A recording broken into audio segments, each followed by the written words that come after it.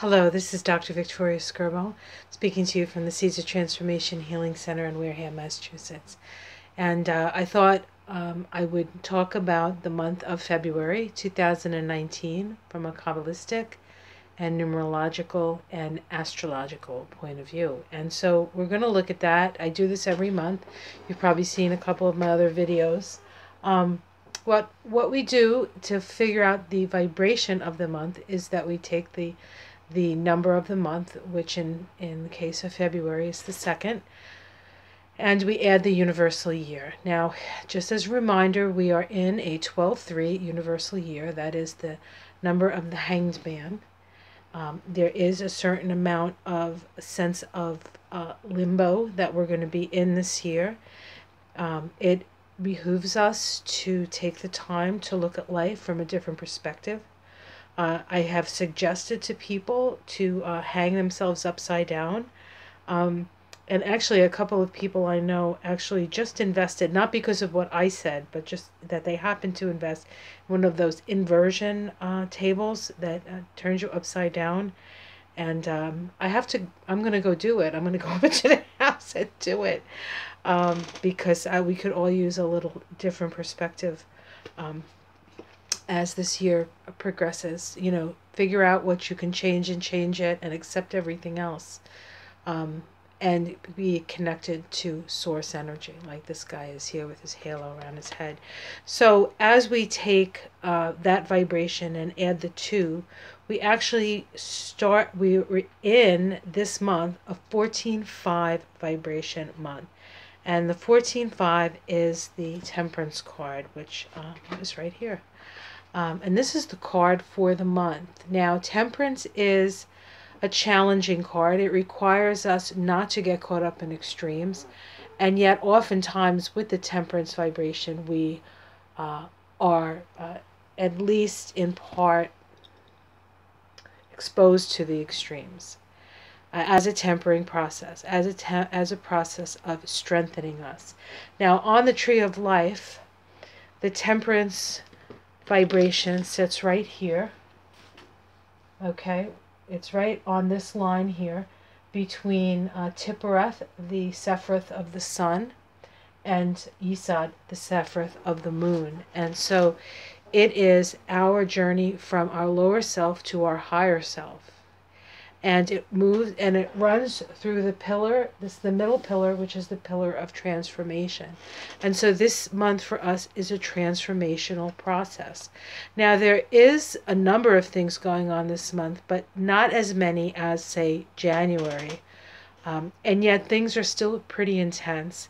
Today is actually the 3rd of the month, and at least one of the most intense things has already happened. On the 1st of the month, we had a square between Mars and Pluto. Mars in Aries, Pluto in Capricorn. And this is a first quarter square, 90-degree square, and that creates a crisis in action. One of the things about Pluto and Mars is that Pluto is our unconscious desires, the desires of our soul. It's the evolutionary edge. So whatever sign Pluto is in, is the evolutionary edge of our collective soul evolution. And Pluto evolves through its polarity point. So we have Pluto in Capricorn. And so it's about a maturation process, right? Pluto is the planet of death and rebirth. Pluto is the planet of transformation and transmutation. And so whatever sign Pluto is moving through, those things symbolized by that sign go through that process. And this is a process of transformation of the structures of our society. Structures of banking, structures of large institutions, structures of government. So what no longer serves will fall away, and what continues to work for us will stay.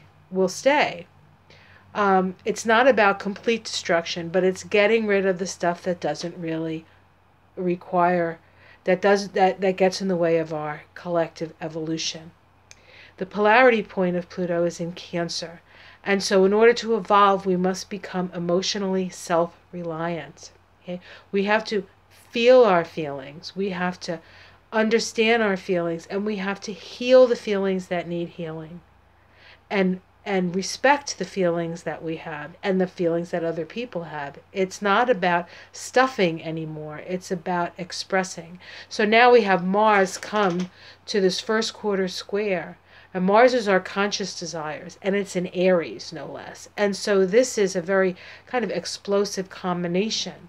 But the first quarter square is a crisis that makes us feel like we need to take an action to build the structures that will help support the expression of our unconscious desires through Pluto.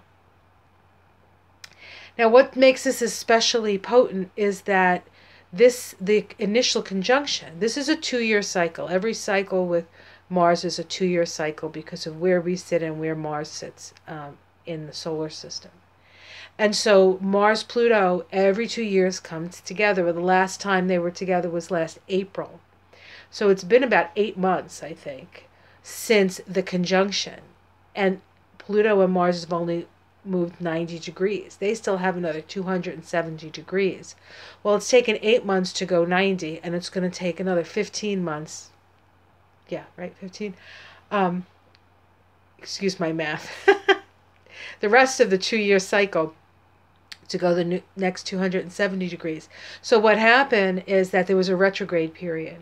So that retrograde period occurred between the initial onset of that desire until the point where we can take an action on it.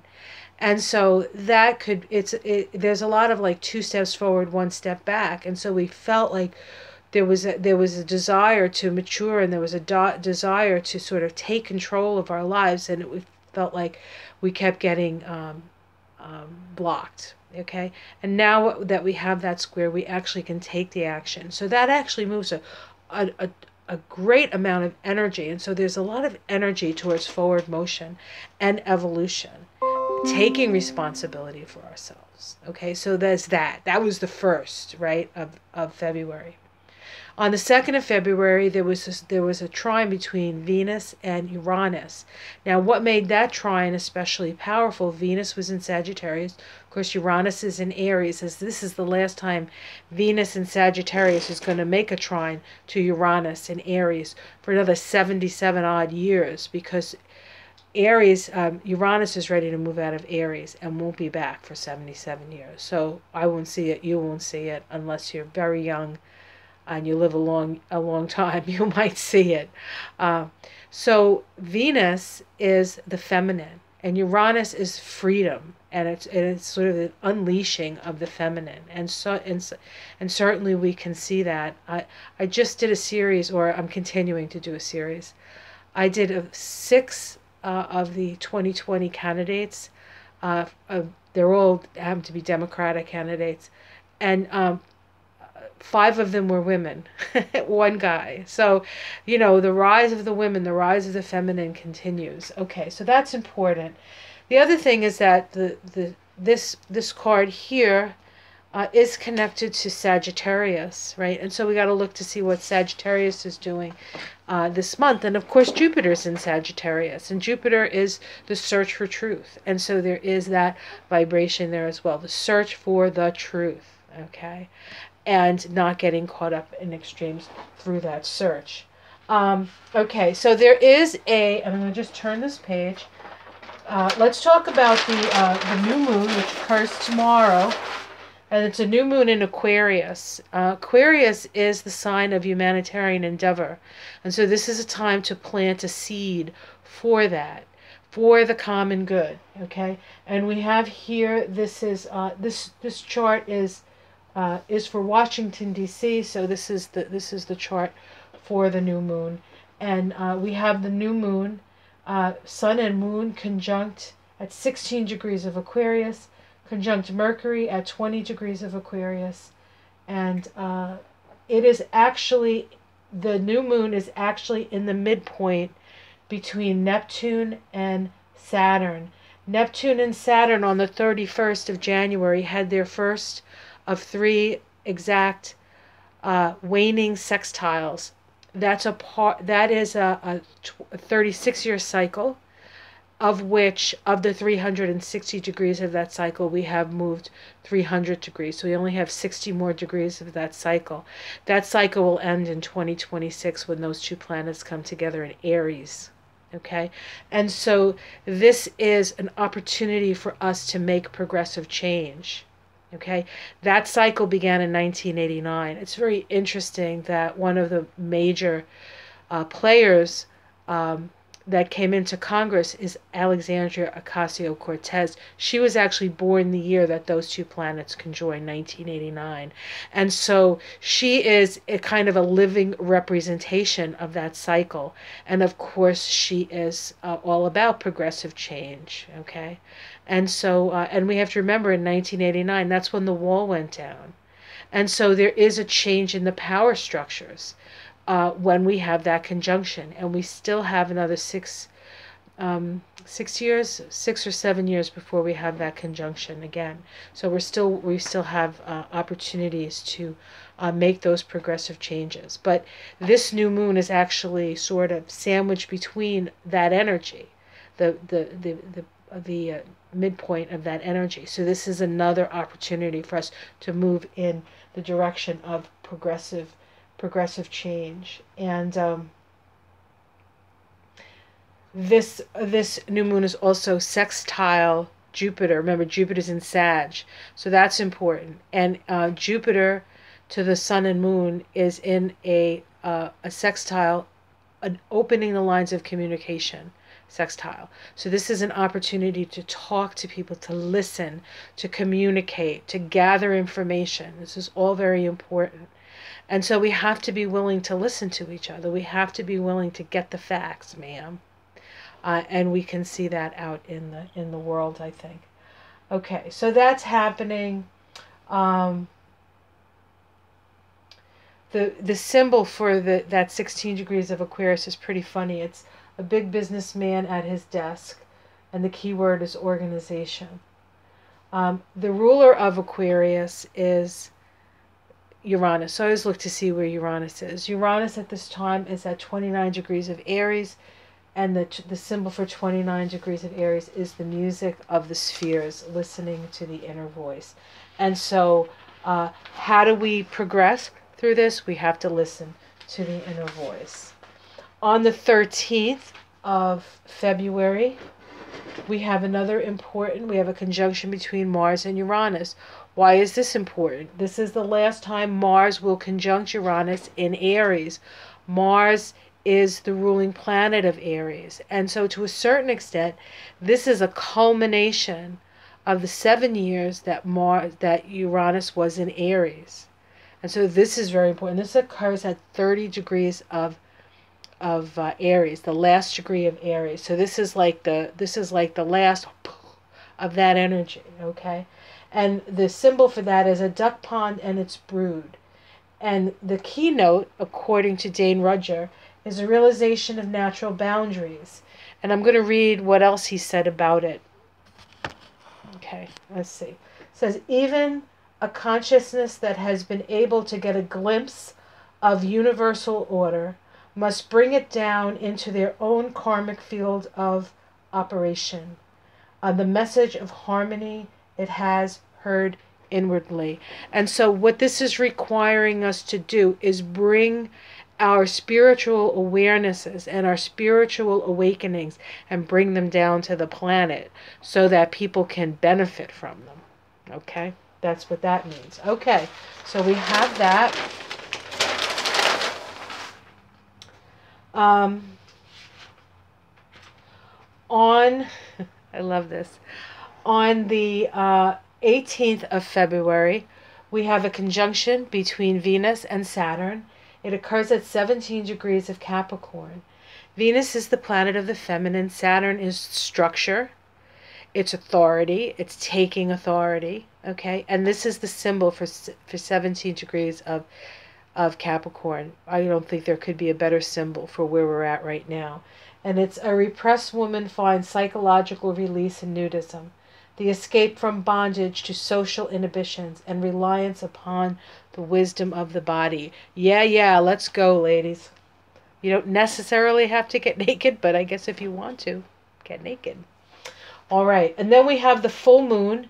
The next day, the full moon is in Virgo. It's very much at the very beginning of Virgo because the sun moved into Pisces the day before. On the 18th, the sun moved into Pisces. On the 19th, we have the full moon in Virgo. It occurs at 1 degree of Virgo and the sun in Pisces. And we have here, oh, you can't see that. Okay, let me do this. I'm trying to do this without knocking anything over. This is the opposition here. This is for Washington, D.C., and the full moon is in the house, the fourth house, and the 10th house. Fourth and 10th house is the people and the president. Okay, mother and father, nurturance and physical and monetary security. And we have this opposition which points, which makes us aware of what needs to be healed. What needs to be healed. So we have that happening. And it is actually, the sun is sextile Mars in Taurus, and the moon is trine Mars in Taurus. So we have Mars in Taurus, step by step, taking actions towards your security, figuring out what's important to you, getting your money straight. This is a time to really sort of get your finances together. I expect there's going to be a big shift and a lot of instability in the financial markets coming up, especially when Uranus moves back into Taurus. So make sure you have everything as best you can figured out, or certainly you know where everything is, and then you can work from there. Okay. Let me see if there's anything else of consequence here that we need to talk about.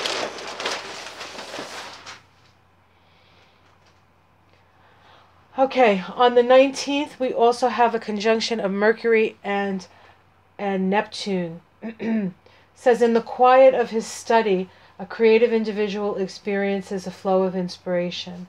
Reliance upon one's inner source for guidance and inspiration. This is another one of those looking within sort of energies. And what's important about Mercury conjunct Neptune is the planet associated with the Hanged Man.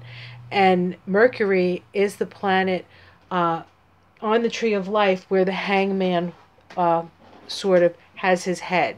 Okay? So the Hanged Man... Okay, let's do this. So here's just an example of the Tree of Life. The Hanged Man sits right here. And we can see this is the place of Mercury. This is the place of Mars. But the hangman has his head in the Sephiroth of Mercury. And so this is important. So this is really telling us that we need to follow our own inner understanding, listening, and then connecting to spirit. Okay. And then on the 22nd, we have Venus make a conjunction to Pluto. There's a lot of conjunctions happening at this time because many of the transpersonal planets are in the transpersonal signs, okay? And so this is an empowerment of the feminine, okay? Soul empowerment. This is Persephone's journey into hell and coming back up from being a nymph to being a queen, okay? We find our power through facing our shadow. Okay, and that's what the part of this is about. And it occurs at 23 degrees of Capricorn. Now, what's important about 23 degrees of Capricorn is that in 2020, there are a couple of conjunctions that occur right around this degree. So this is going to be a very prominent degree come 2020. And it says a soldier is receiving 2 awards for bravery in combat. The rewards offered by society for the fulfillment of an individual's responsibility. And so if you are responsible in your life, you will be rewarded. If you are not, so we'll see what happens with that, right? Okay. And I mean, that's pretty much the most important thing on that particular day when we have this this conjunction. We actually have a grand cardinal square. We have Uranus opposite the moon, and then we have the nodes, and we have Venus and Pluto actually conjunct the south node. So we have a big square. That's usually some sort of initiation. So those are the highlights of February. I know it's been short, but I've done a lot of videos today. So I hope you enjoy this, and you can always get a reading for yourself. You can contact me at theseedsoftransformation.com, or just comment below, or email me. I think you can go to YouTube. They have my email there. And, you know, we can work it out. Okay, guys. Have a great February, and you just got to keep hanging out, I guess. Don't get caught up in extremes. Straight and narrow. Straight and narrow. Namaste.